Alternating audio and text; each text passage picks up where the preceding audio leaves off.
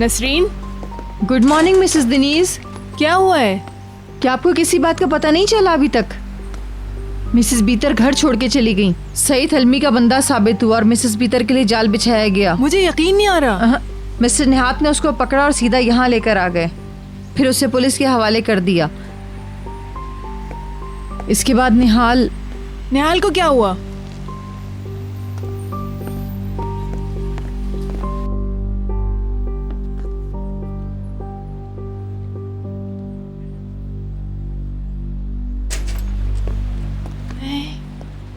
कैसी है वो अब?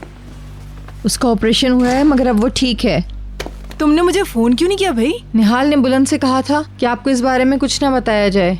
अदनान साहब कहाँ हैं? वो अपने कमरे से बाहर नहीं आए हैं। मिसेस फिरदौस लिविंग रूम में बैठी हैं। अल्लाह, क्या होगा अब?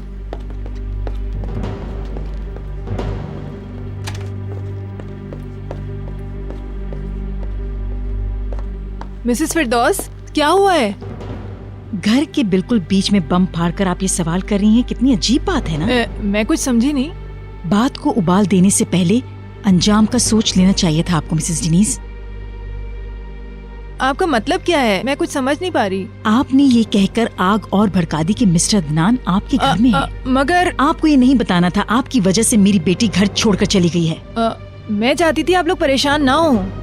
ओ कम ऑन मिसेस डिनीज, आप मुझसे तवक्को ना रखें कि मैं आपकी बात मान लूं। आप माने या ना माने, मुझे इसके अलावा क्यों जरूरत थी कॉल करने की? मिसेस डिनीज, वजह उस अमल के असरात थे जब हम लोग एक बहुत ही अहम मसले में फंसे हुए थे। आपने अपने साथ मिस्टर अदनान को मिलाकर मसले को और हवा दे दी। आपको पता भी है क्या कह रही हैं? आपने उसे भीतर के खिलाफ भड़काया। यकीनन आपने उसे तमाम झूठी बातों पर यकीन दिलाने की कोशिश की होगी। ये नाकाबिले बर्दाश्त है। मैं भी ये समझती हूँ आपने अपनी हद पार की है मिसेस डिनीज। आप फायदा उठा रही हैं। आप पड़ने वाली पहली दरार से सब कुछ झांकने की कोशिश कर रही हैं। बहुत चालाक हैं आप। आपको शर्म आनी चाहिए मिसेस डिनीज। ये एक बेइंतहा गंदा इल्जाम है जो आप मुझ पे लगा रही हैं। आप सोच समझ के बोलिए। अच्छा होगा आप मेरी फैमिली को कुछ देर के लिए अकेला छोड़ दें। मुझे नहीं मालूम मिसेस फिरदौस कि आप मुझे दूर क्यों भेजना चाहती हैं, लेकिन आप इसका फैसला नहीं कर सकती। अगर आपको पता चल जाए कि बीतर किस कदर गुस्से में है तो आप अपने तौर पर ये फैसला कर लेंगी। मुश्किल वक्त में अदनान आपके घर में थे और ये बात निहाल को पसंद नहीं आई मिसेस डिनीज। उसे लगता है कि आपने कोई गेम खेला है। निहाल सच में बहुत गुस्से में है, खास कर उस हादसे की वजह से जो उस सारे गोरख धंधे के दौरान निहाल के साथ पेश आया। आप जानती हैं कि ऐसा नहीं है और मैं समझ रही हूँ आप ये सब क्यों कर रही हैं। आपकी सब प्लानिंग अच्छी तरह से मेरी समझ में आ चुकी है। अदनान साहब को मिसेस भीतर के खिलाफ मैंने नहीं भड़काया है और निहाल के हवाले से जो कुछ आपने कहा है उसका मैं तसव्वुर भी नहीं कर सकती।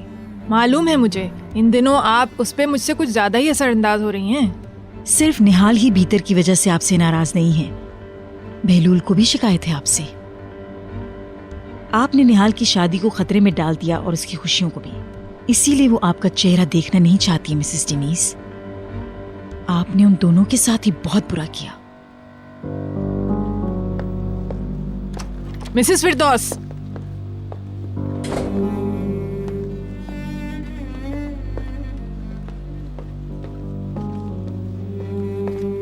Good morning.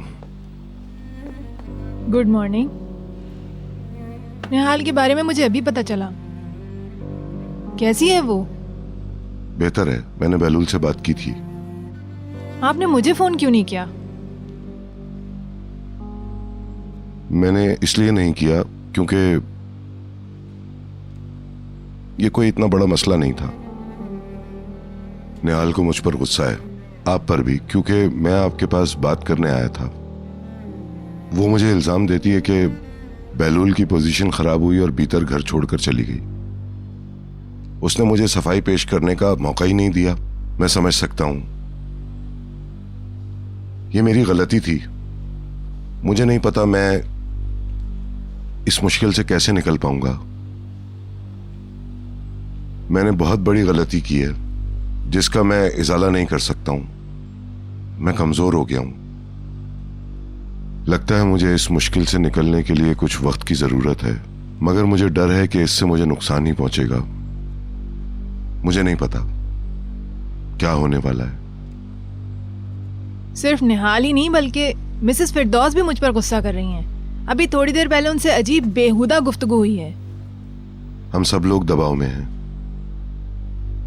मैं निहाल को देखती हूँ। इसकी जरूरत नहीं। आज किसी वक्त वो अस्पताल से घर आ जाएगी, आप उसे यहीं देख लीजिएगा। वैसे वो ठीक है।